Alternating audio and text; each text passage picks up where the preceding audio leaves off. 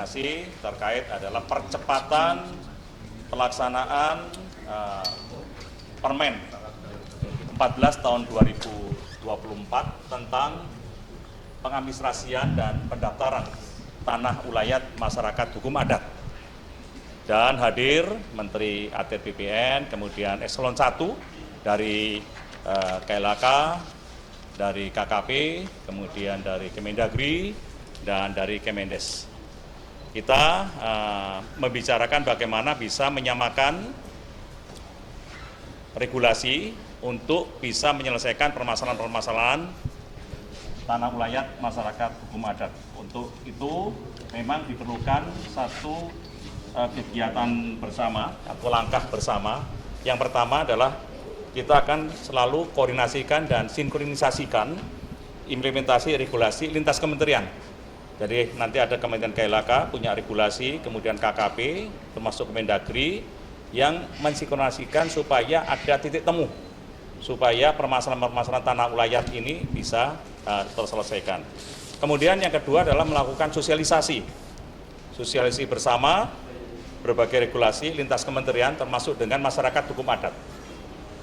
Dan yang ketiga adalah pemutakhiran data dan sinkronisasi data mengenai status pengakuan hak masyarakat hukum adat.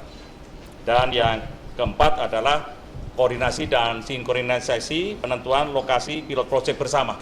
Sehingga tempatnya di mana, lokasinya di mana, itu kita bisa ketahui dan kita akan lakukan inven dan inden, dan setelah itu Kementerian ATR BPN akan melakukan pendaftaran. Modelnya nanti bagaimana Pak Menteri akan menjelaskan. Karena tentunya, ini tanah ini bisa APR dan lain sebagainya adalah Pak Menteri yang paham betul terkait dengan peraturan Menteri yang sudah dikeluarkan. Demikian rekan-rekan media, kami silakan Pak Menteri ATR BPN. Ya. Terima kasih Bapak Menko.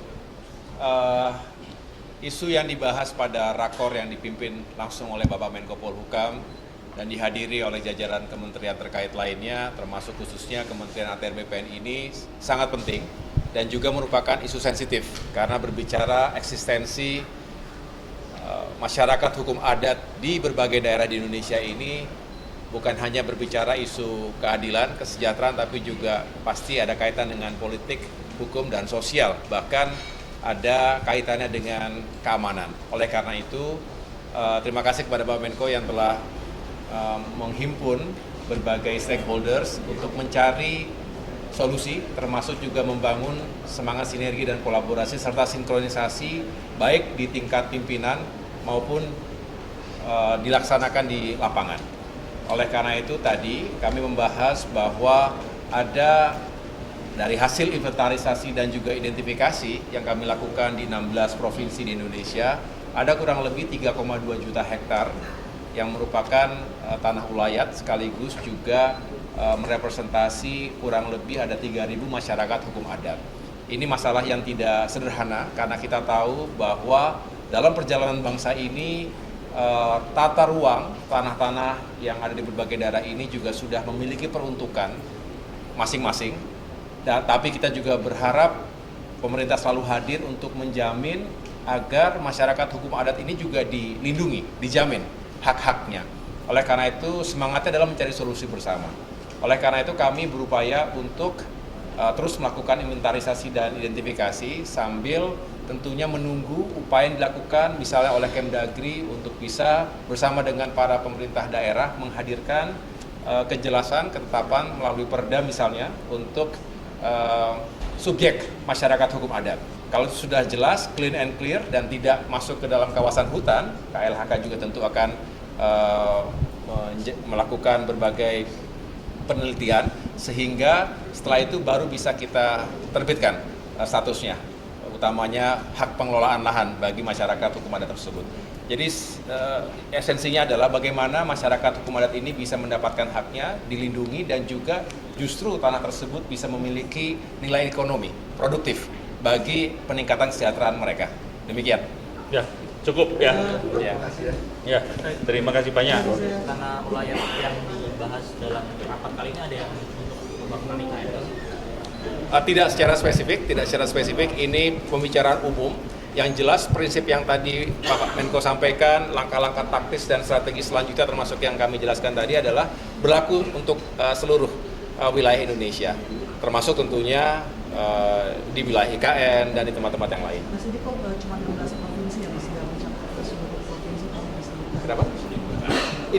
Ini bertahap kan saat ini secara bertahap ada di 16 provinsi. Saya bisa sampaikan nanti daftarnya, tetapi ini akan terus kami lakukan agar benar-benar datanya itu akurat. Tadi yang Bapak Menko sampaikan, ada pemuktakiran data, sinkronisasi dan saling berbagi data antar kementerian ini penting.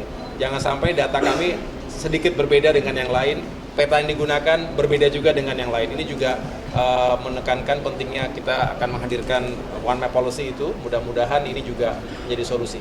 Mas, ini kan masa punya kabinet bisa 3 bulan ya, Mas. Apakah nanti dalam waktu 3 bulan ini memang fokusnya adalah inventarisasi dan pemutahiran data? Apakah akan ada rencana untuk membentuk langkah yang lebih terkoordinasi gitu, Mas, yang lintas kementerian? Iya, ini yang justru dilakukan saat ini, dan tidak hanya itu, kami juga telah mengeluarkan berbagai HPL ya begitu ya, di berbagai lokasi termasuk daerah dan provinsi.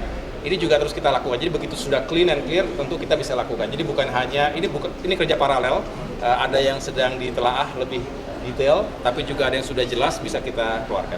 Gitu. Ya.